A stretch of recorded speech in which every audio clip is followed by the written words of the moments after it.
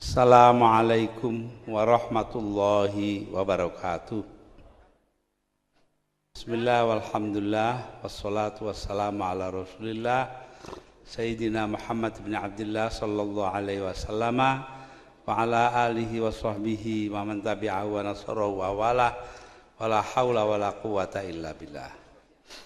Ulama'an al-kiram khususan Al-Mukarram Kiai Zaki Ubaid, Al-Mukarram Kiai Abdul Mannan, Al-Mukarram Kiai Soleh, Sahibil Bait, para pejabat pemerintahan khususnya Bapak Sekda yang mewakili Bupati, semua tenaga pengajar, mahasiswa dari universitas yang kita resmikan ini, hadirin wal hadirat. Saya datang ke sini baru kemarin, ada pondok ngalah.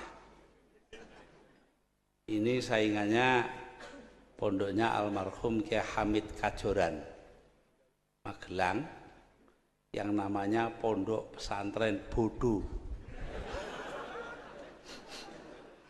Sampai sekarang masih ada di bawah putra beliau Gus Bako Arifin. Para pemuka masyarakat, para hadirin dan hadirat, khususnya para mahasiswa, mahasiswi.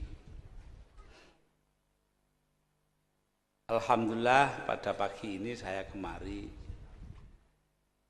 menyaksikan dengan mata kepala sendiri, menyaksikan tok lo yang tidak lihat.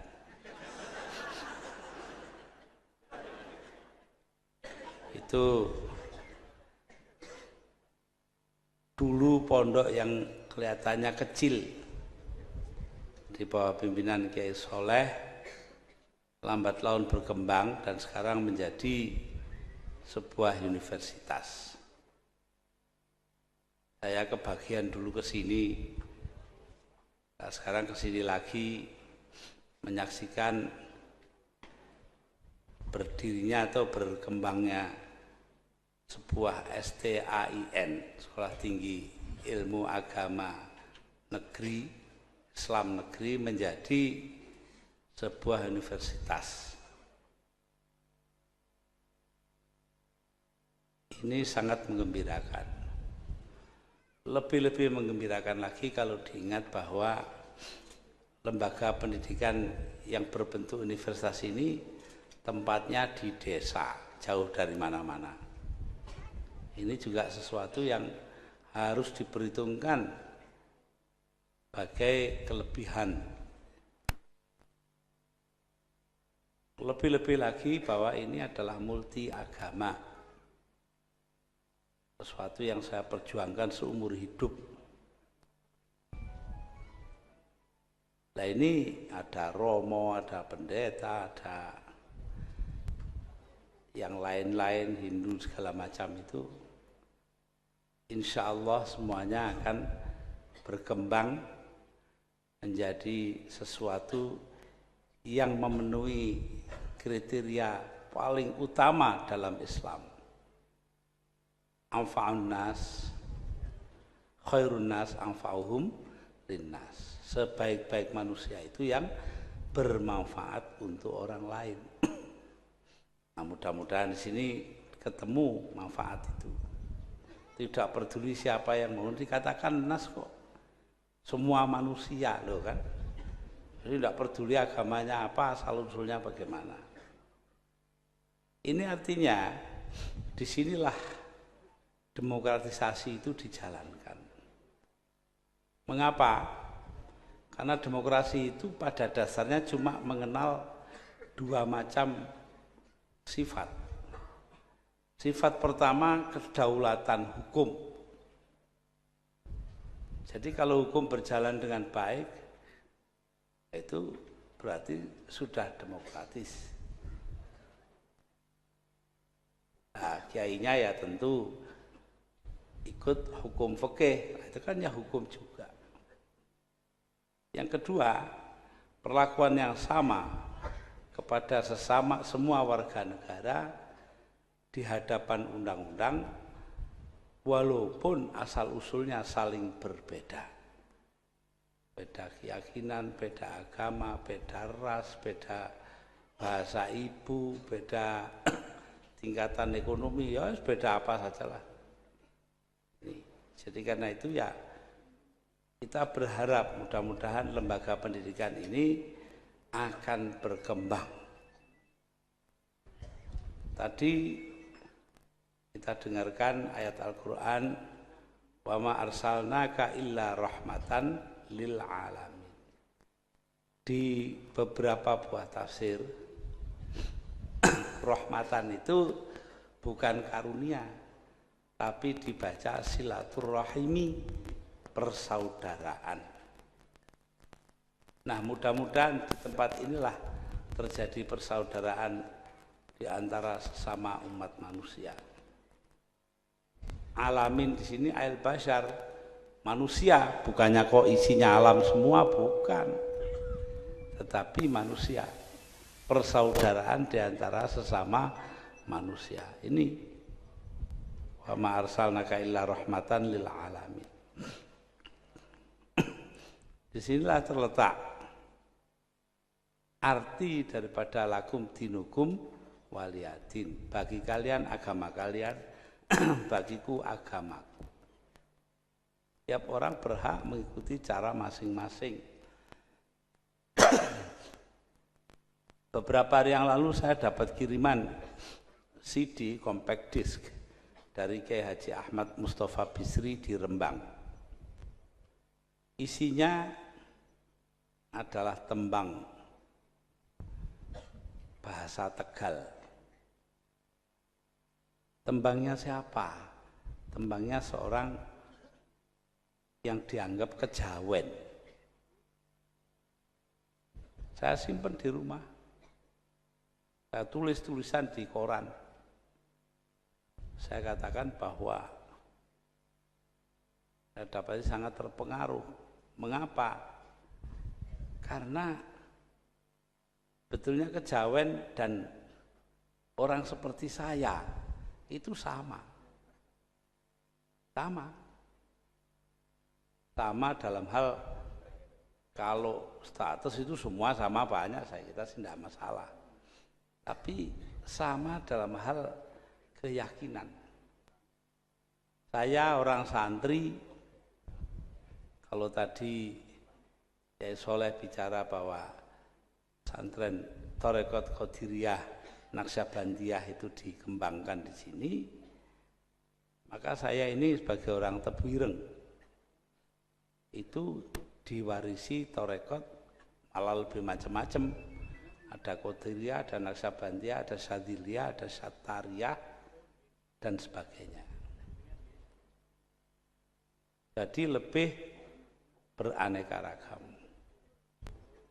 Tetapi satu yang saya tidak, yaitu ikut wahdatul wujud, wahdatus syuhud, sebuah aliran tarekat yang diajarkan oleh Ibnu Arabi. Kenapa? Karena saya tunduk dan menghormati syariat Islamiyah. Pokoknya saya menentang undang-undang dasar Piagam Jakarta dimasukkan dalam Undang-Undang Dasar 45, tidak berarti bahwa saya ini tidak ikut syariah. Syariah yang menetapkan, yang menjalankan masyarakat, bukannya negara. Ini kita harus jelas betul. Ini disahkan oleh Muktamar Nahdlatul Ulama di Banjarmasin pada tahun 1935, 10 tahun sebelum proklamasi kemerdekaan. Nah, jadi di situ diputuskan untuk menjalankan syariat Islamiyah atau ajaran agama tidak diperlukan negara Islam, titik. Ini ada di buku yang ditulis oleh Pendeta Einar Sitompul dulu sekretaris Huria Kristen Batak Protestan, sekarang menjadi kepala Badan Litbang PGI, Persekutuan Gereja-Gereja Indonesia. Nah, dari sinilah bahwa Islam itu tidak harus formal. Ya seperti Kiai Soleh ini diwujudkan dalam bentuk lembaga pendidikan. Ini yang saya ikuti ketika PKB, Partai Kebangkitan Bangsa didirikan, itu ada seseorang membuatkan lagu Mars PKB dan himne PKB. Siapa yang buat? Seorang beragama Protestan bernama Alfred Simanjuntak. Itu saking adrenge kita ini, ya bermacam-macam asal usul lah. Nah, jadi di sini kita harus lihat bahwa masalah ini adalah masalah yang harusnya berjalan otomatis dalam kehidupan kita. Saya merasa berbahagia berada di sini karena melihat bahwa yang menjadi ajaran tadi almarhum yang disebut semua saudara sing nok pasar sing nok ndi dulur kabeh, ya itu sudah. Lah orang tua kita itu begitu kok pandangannya.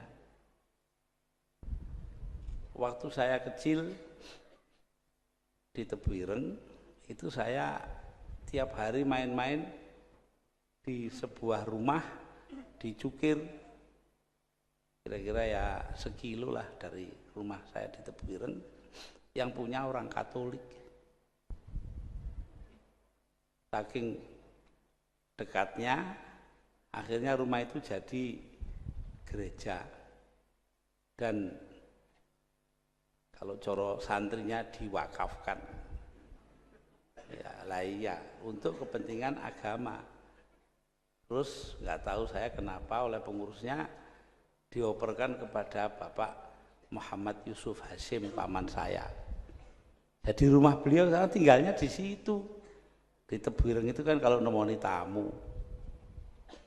Nah, jadi di sini kita melihat bahwa ini sudah lama ada di kalangan kita, tidak ada masalah apa-apa. Karena itu kalau sekarang ada yang ributkan Islam dan Islam, saya terus terang saja bingung juga. Ada pesantren ngalah, itu kan bahasa Jawa toh. Pondok-pondok dulu itu bahasa lokal, enggak ada namanya pesantren ngene ngono itu ya. Pesantren Tebuireng, pondoknya Yai Manan, pondok Singosari, sampai sekarang saya enggak tahu nama bahasa Arabnya. Iya. Oh, tahu-tahu setelah tahun 50-an itu loh. Pondok Bahrul Ulum, pondok Mambaul Ma'arif, pondok Mambaul Huda. Saya jadi bingung lah, kok cara Arab kabeh ini rek.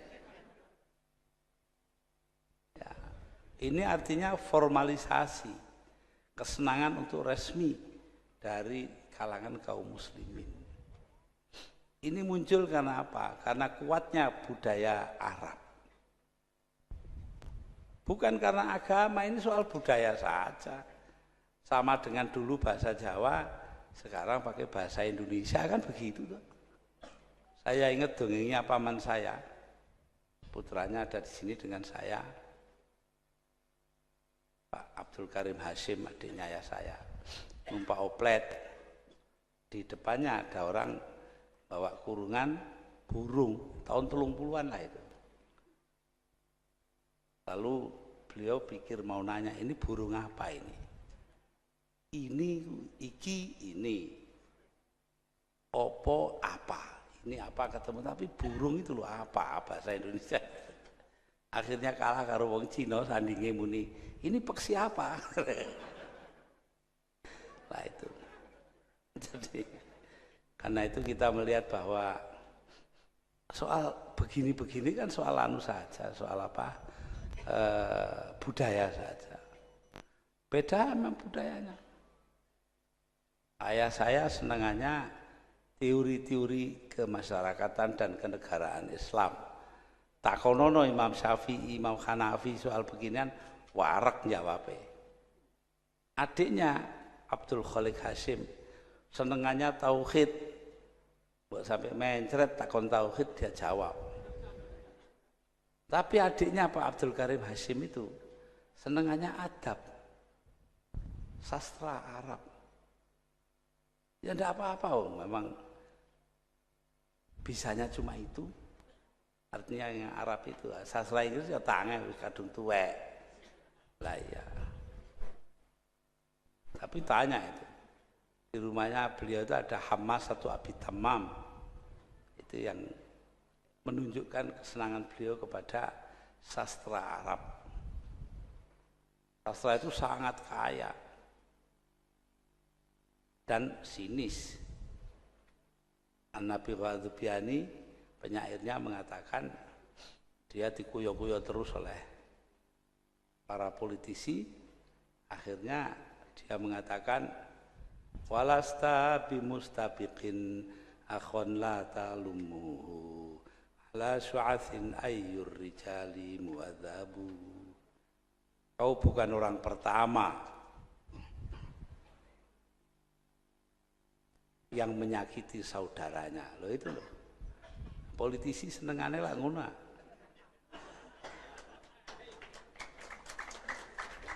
Mesti nyakiti saudaranya itu.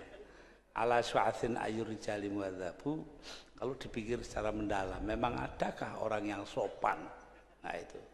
Saking sinise itu. Tapi saya lebih senang kepada sajaknya Thorofah ibn Abad, syairnya itu. Dia mengatakan, walastu bihallalitila'i makhofatan walakin mata yastarfidil qawmu arfidi.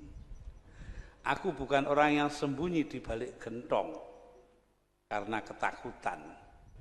Gentong itu tempatnya di depan rumah apa di belakang ya? Nah, biasanya di dapur.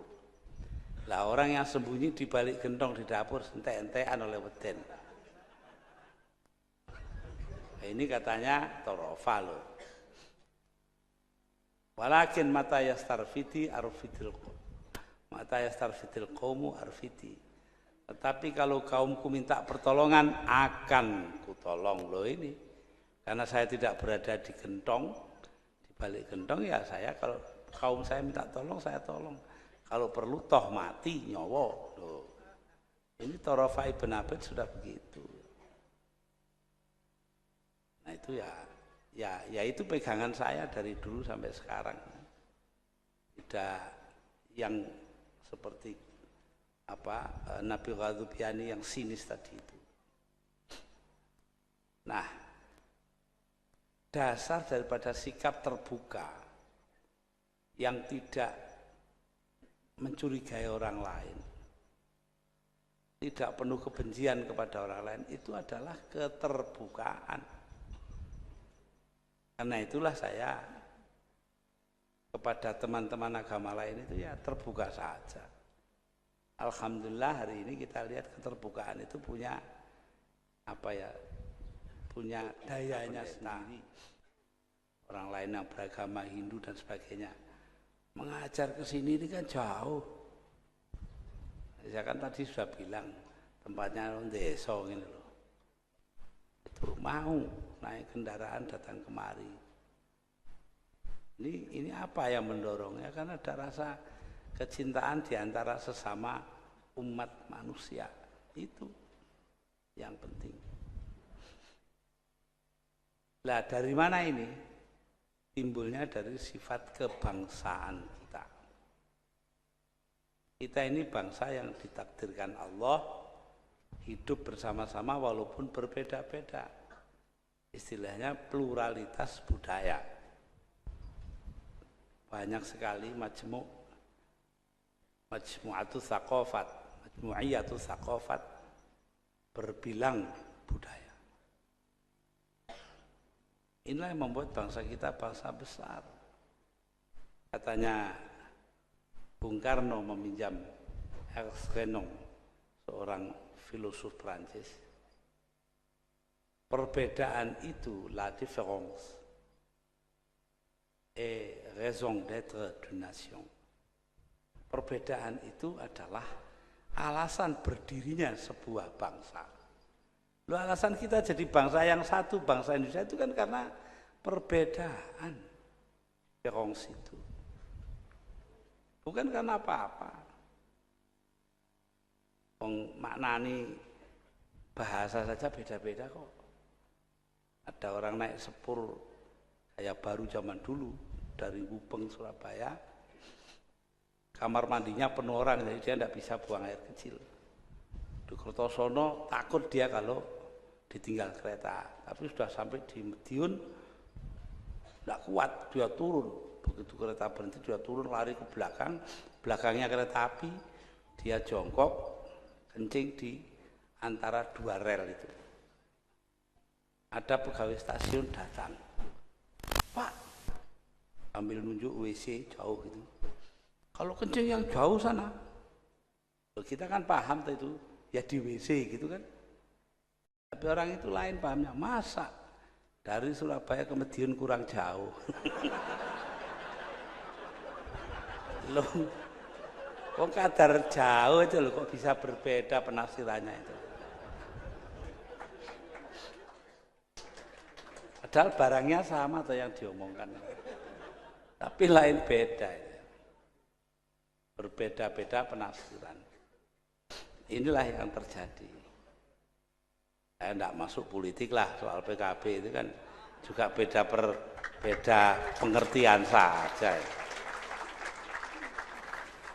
Ya, walaupun beda pengertian ya harus ada persamaan pemahaman. Jadi karena itu kalau kita melihat kepada agama kita itu isinya perbedaan tok. Inna khalaqnakum min dzakari wa untha wa ja'alnakum syu'uban wa qabaila lita'arafu. Inna akramakum 'indallahi atqakum. Sesungguhnya telah kuciptakan kalian menjadi perempuan, lelaki dan perempuan. Waja'alnakum, dan kujadikan kalian berbangsa-bangsa dan suku bangsa agar saling mengenal. Loh itu loh. Usulannya disuruhnya itu saling mengenal kok. Artinya buka universitas seperti ini kan. Inna akramakum indallahi atqakum. Urusan kamu di surga nanti itu atau di akhirat itu urusannya ketakwaan kamu kepada Allah, tidak ada urusannya dengan soal-soal lain. Nah, jadi di sini kita kalau pondok ngalah ini punya perguruan tinggi macam-macam begitu, ya itu tidak lain mengamalkan apa katanya Al-Quran. Tidak kok ngawur, tidak ada dasarnya. Perkara diruya ini nggak tahu saya. Jangan, ya ini tadi sudah bilang inna wa ma arsalnaka illa rahmatan lil alamin. Mungkin itu tok. Mungkin juga tambah yang ini, ya saya tidak tahu. Itu urusan dialah. Nanti itu sama dengan soal keuangan. Toh. Saya juga tidak boleh ikut mikir. Katanya dokter sampai tahun 2000 tidak boleh mikirkan uang. Oh, gitu. Ya wis enggak wani. Nah, para hadirin dan hadirat, atas dasar inilah kita membuat lembaga pendidikan yang sekarang masih terasa unik, menyendiri. Tapi saya yakin dalam jangka panjang akan menjadi sesuatu yang biasa, akan menjadi apa yang dilakukan oleh kebanyakan orang di Indonesia. Kiai-kiai sendiri sudah begitu ulama itu. Yang tidak boleh di kalangan ulama itu kan sebetulnya pecah toh. Pecah saja. Ya. Pecah saja, tidak bisa lain lagi. Tafarruk, pecah. Tidak boleh itu. Kalau berbeda-beda monggo. Wa'tasimu bihablillahi jami'an wala tafarraqu, katanya Quran. Berpeganglah kalian ke tali Allah dan jangan terpecah belah. Beda boleh, yang nggak boleh itu pecah. Karena itu tadi saya ke sini, saya mampir di Mbak Yu saya. Siapa Mbak Yu saya? Suson itu. Mbak Yu saya Suson itu ibunya Saifullah Yusuf. Boleh ribut tapi ya seduluran harus tetap. Seduluran harus tetap. Tapi perkara nanti bagaimana tuh itu nanti ada permintaan dari Pak Hasyim Muzadi untuk ketemu saya. Saya bilang, itu aja pakai minta. Dilihat saya ada di kantor, datang, saya ini lantai 1, dia lantai 5. Selesai. Tapi kalau saya suruh ngakoni sebagai ketua ya nanti dulu. Loh. Jadi belum tentu hubungan baik itu harus merubah pendirian kita. Nah, bagi saya NU ini haruslah jujur, itu aja yang paling pokok. Ya, itu. Nah, kalau warganya saja harus gitu, apalagi pimpinannya kan begitu tuh. Nah, ini. Ya, karena itulah saya terus terang saja kita harus memelihara persaudaraan dan menjaga pluralitas. Dan di sini perguruan tinggi dan saya yakin juga Pondok Ngalah itu sudah melakukan sesuatu yang benar. Bahwa ini dibuat tanpa bantuan siapa-siapa, itu harus kita hargai sekali. Saya ini di mana-mana ketemu selalu mengeluhnya orang itu, pemerintah tidak bantu. Nah, padahal mestinya tidak dibantu pemerintah kok jadi, itu kan harus bangga. Tidak kuali. Tanya Kiai Zaki Ubed itu. Jadi loh pondoknya di tengah kota. Enggak, pondok tengah kota itu paling susah di dunia itu. Saya rasakan sendiri. Nah, jadi karena itu ya kita melihat bahwa apa yang dirintis di sini adalah sesuatu yang sangat berharga. Nah, tugas kita ini kalau dipikir betul ya adalah tugas untuk menjadikan manusia ini hidup pertama demokratis, yaitu berdasarkan kedaulatan hukum dan mempunyai perlakuan sama kepada setiap warga negara terlepas dari perbedaan-perbedaan mereka. Yang kedua, menciptakan keadilan dan kemakmuran sekaligus. Adil tok ndak pakai makmur negara komunis. Makmur tok ndak pakai keadilan negara kapitalis. Lah Indonesia ini ma baina wa baina. Nah itu ya begini ya ndak begitu. Tapi separuh-separuh lah. Nah, ya dulu ini bapak-bapak yang beragama lain perlu saya ceritakan bahwa saya dulu itu kalau pidato wong beling ya selalu bilang Indonesia ini bukan negara teokratis, negara Islam, juga bukan negara sekuler karena agama punya peranan. Jadi bukan sekuler, bukan teokratis, artinya Indonesia ini negara yang bukan-bukan. Nah ini ya Pak lu wong beling kon pidato salah sing ngakon. Nah, para hadirin hadirat, ini saja yang sebetulnya menjadi inti kita, keadilan, kemakmuran, demokrasi. Ini yang persatukan kita, bersamakan kita.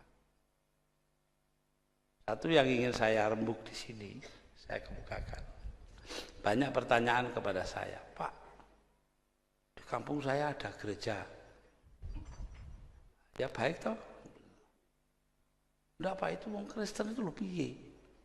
Cuma 30 orang saja, 40 orang saja bikin gereja. Nanti ada lagi bikin gereja lagi. Saya bilang lah inilah bedanya Islam dan Kristen.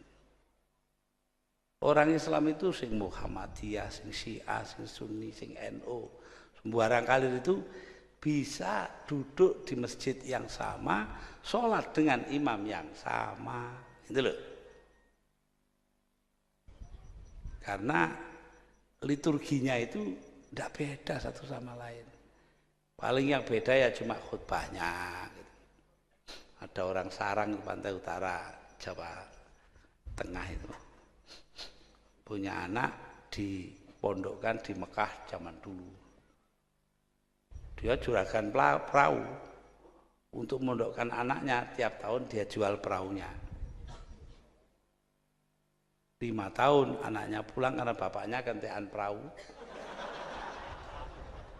Lah begitu pulang disuruh khutbah Jumat.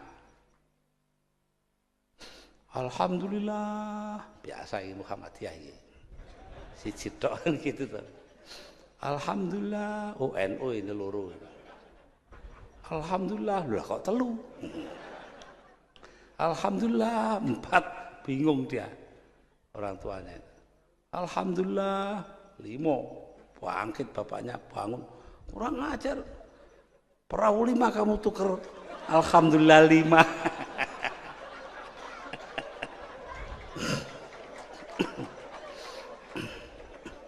Tapi pada dasarnya ya walaupun bagaimana orang khutbah itu ya segitu-gitu itu. Sampai dibujui saja tidak tahu kok. Mergo khutbah cara Arab yang dibujui wong Jawa. Jadi ada khotib orang Arab biasanya jual minyak wangi di kampung hari Jumat di daulat suruh jadi khotib. Nah, dia khutbah itu. Al-Jawi yakul khanas. Orang Jawa makan ular. Sing siji ngerti. Wong Jawa ini lungguh depannya khotib itu terus jenggelek gini loh. Lah apa muni ini? Jare sing khotib iku khotib palsu ini katanya. Li khamsun. Ana salasun wa anta isrun. Saya akan dapat 50.000. Saya 30, kamu 20. Terus yang jamaah tadi itu ngerti cara Arab, radhiyallahu anhu.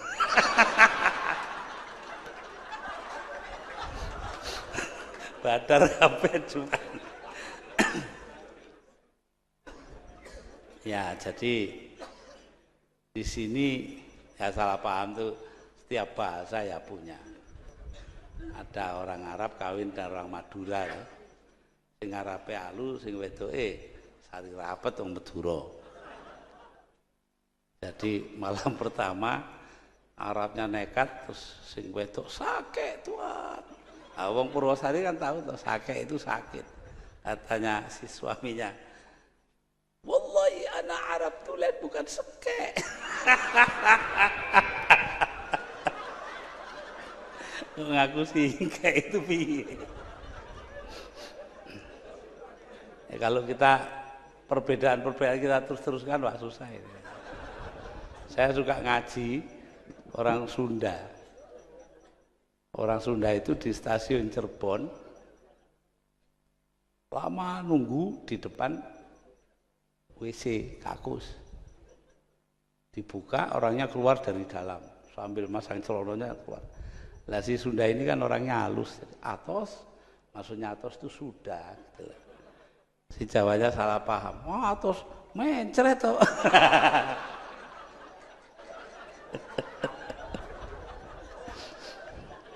Maaf Romo, saya ini modalnya orang ngaji kelilingnya gini. Harus cerita yang lucu-lucu, kalau enggak orang lari. Dan harus begini.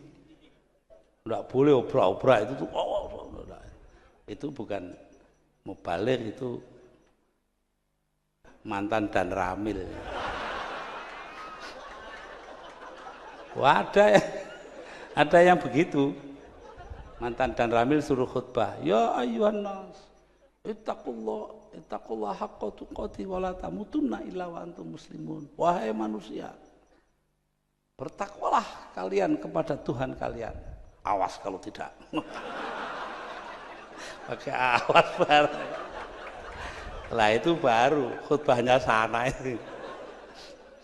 Ya. Jadi begitulah para hadirin hadirat, ini mestinya serius jadi guyon ini. Saya minta maaf pada Kiai Soleh ini. Ya saya rasa itulah yang perlu saya kemukakan, bahwa saya sangat bergembira berada di Pondok Ngalah dengan universitasnya yang tumbuh berdasarkan asas kekeluargaan yang tidak beda-bedakan orang. Ya, ini sebetulnya ya pondok itu begitu. Di mana-mana dulu pondok tidak beda-bedakan orang. Anaknya yai gede ya tempiling udah. Iya. Saya waktu kecil itu pernah yang tukang lampu itu namanya Mbah Saleh, akhirnya jadi Surya NU, sekarang udah mati di Nganjuk. Nah, satu hari saya dengan teman saya, kamu ajak Mbah Soleh itu. Diajak entah nggak tahu diajak beli apa. Saya ke dalam ngambil lapnya lampu itu kan. Tak karu-karuan ambune, tak celup banyu, saya lempar ke tengah masjid. Padahal sana orang tidur jejer-jejer gitu loh. Sebentar aja roto sak masjid kena kafe. Lah itu. Jadi persamaan sampai kepada gangguan saja ya sama.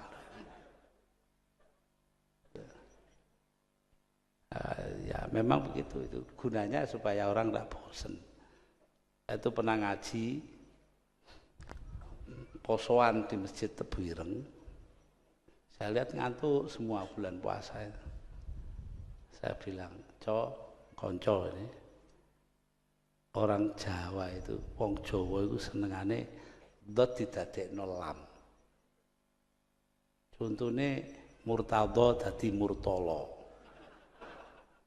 Ramadan dadi ramlan. Fardu dadi perlu. Sampai wadu itu loh tempatnya air bekas wudu namanya wulu. Loh. Sopo sing ngeruh asale suru untuk nyendoki bubur itu loh. Semua mikir sudu, rudu, wah sembarang kali terus. Sudah 5 menit diem saja saya. Piye kata, suruh asalnya ya godong gedang. Mana ada suruh dari plastik kan tidak ada. Ya inilah, wong pondok itu harus gitu ini Romo. Ya, terpaksa.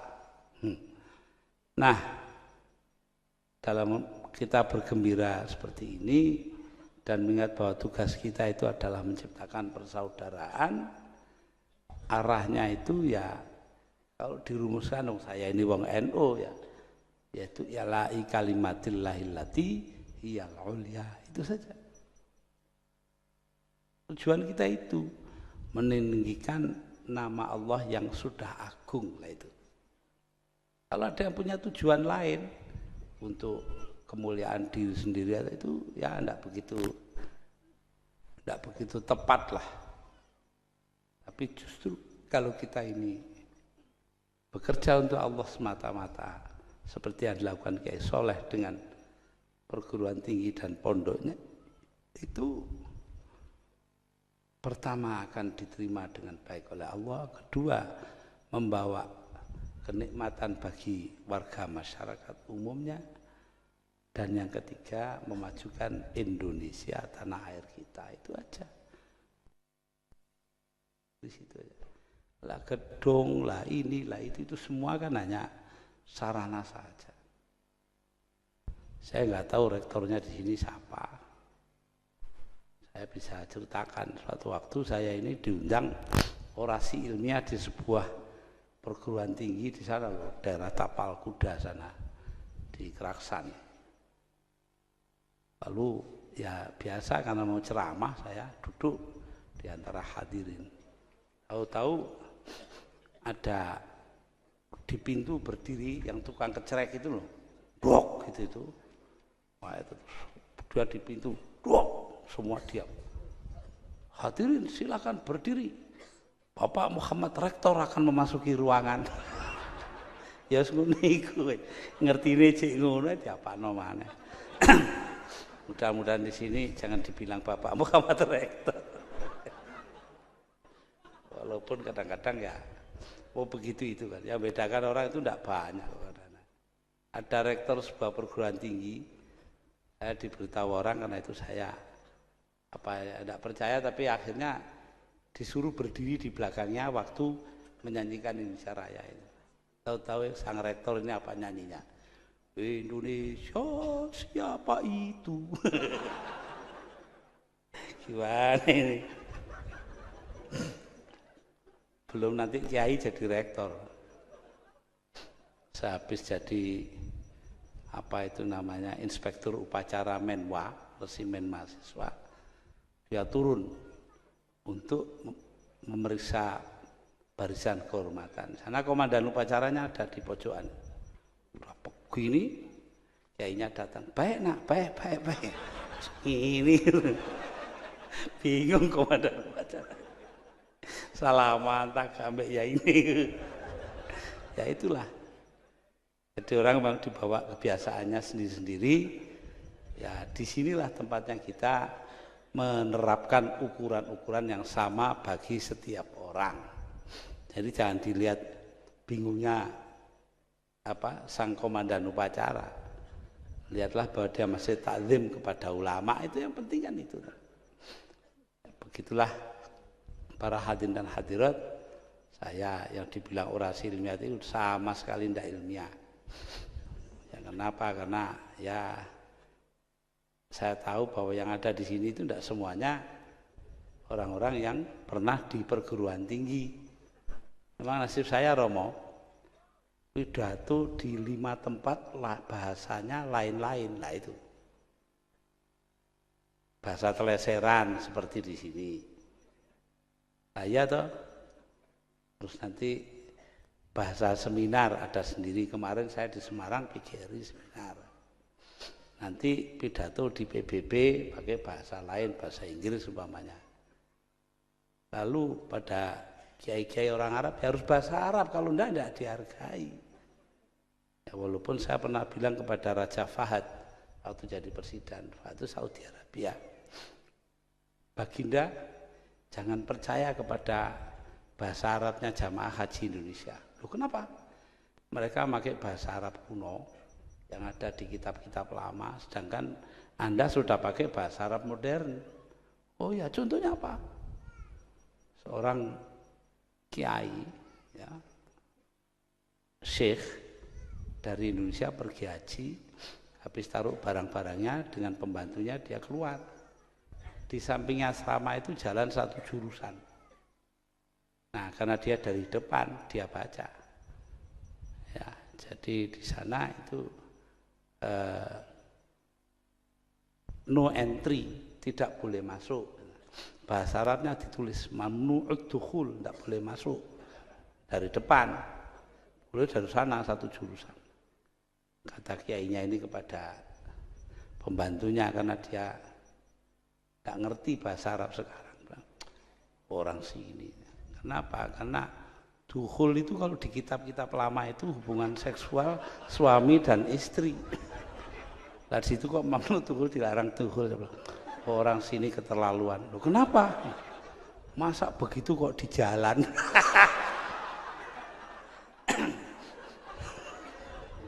Raja Fahad ngoyo kepingkel-pingkel. Setelah sampai kembali di Jakarta, seminggu kemudian saya dapat surat dari seorang warga negara Saudi Arabia. Terima kasih Anda telah membuka mulutnya raja kami.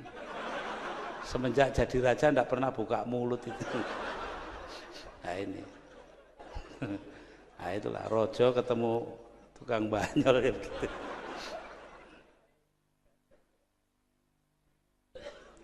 Nah, karena di hadapan Romo saya tidak tahan, terpaksa menceritakan yang ini belakangan ini sebagai penutup. Beberapa bulan sebelum wafatnya Sri Paus datang ke New York di Amerika Serikat. Sore-sore dia naik mobil di pinggir kota kan sepi. Dia bilang kepada supir, "Pir, berhenti. Anda pindah ke belakang, saya ingin belajar nyetir." Umurnya 84 tahun. Jalan saja setengah mati, nyetir 2 menit masuk Solokan. Polisi datang ngomong, urusi semuanya beres, ya tidak kecelakaan, pelan aja. Dia telepon tuh polisi itu pada komandannya. Dan saya ini lagi ngurusi orang penting kecelakaan. Siapa? Presiden? Bukan. Wakil presiden? Bukan. Menteri? Bukan.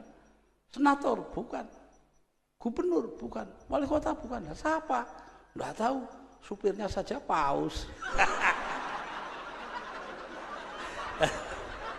Sing diurusi kita malah supir sing nok mburi. Ya ini saya tidak tahan. Di hadapan pastor ya saya terpaksa. Demikianlah para hadirin, kalau diterus-teruskan tambah tidak karu-karuan. Nanti ngambrak enggak. Karuan ya lebih baik berhenti di jalan. Nah, terakhir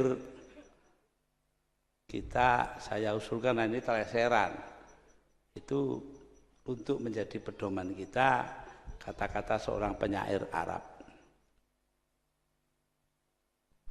Waladatka ummuka ya ibna Adam bakiya wan nasu haulaka yadhaku nasurura faj'al li nafsika antakuna idza bakau fi yaumi mautika dhahikam mazrura.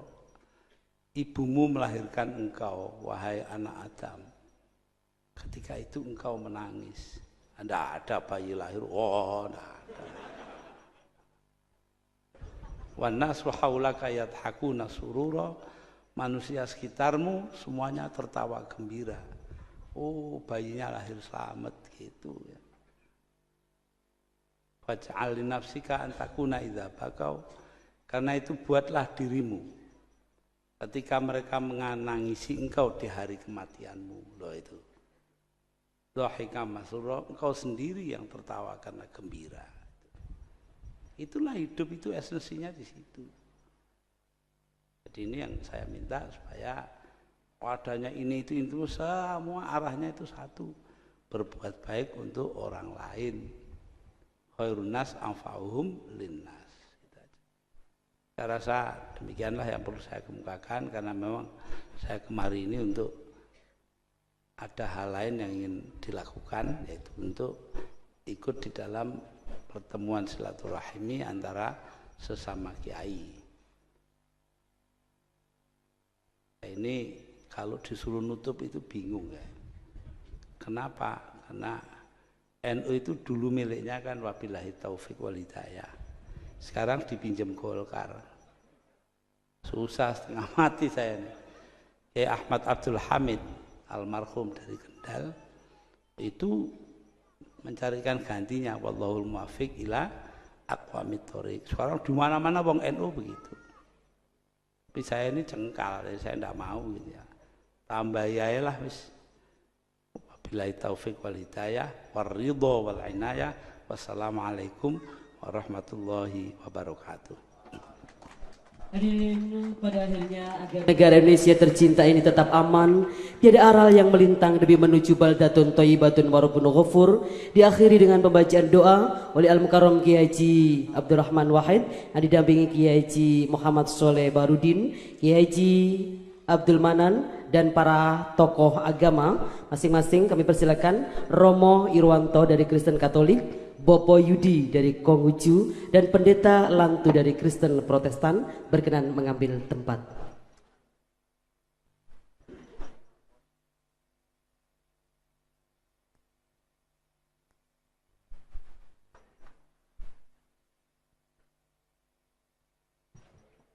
Dan Kiai Haji Nawawi dari Sidogiri.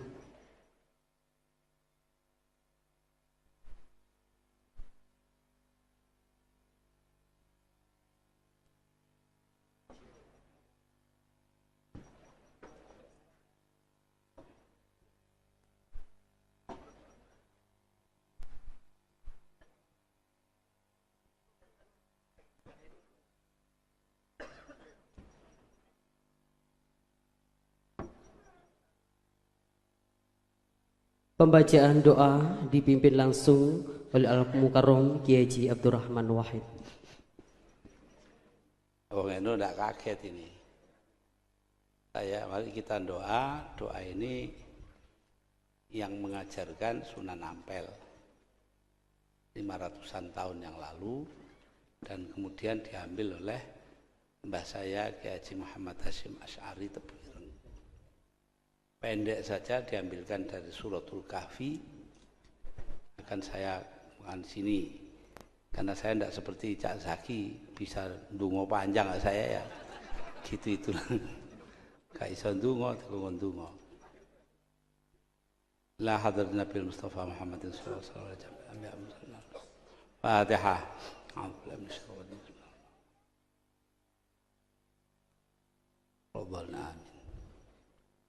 Rabbana atina min ladunka rahmatan wa hayyi lana min amrina rasyada. Rabbana atina min ladunka rahmatan wa hayyi lana min amrina rasyada. Rabbana atina min ladunka rahmatan wa hayyi lana min amrina rasyada wa sallallahu alaihi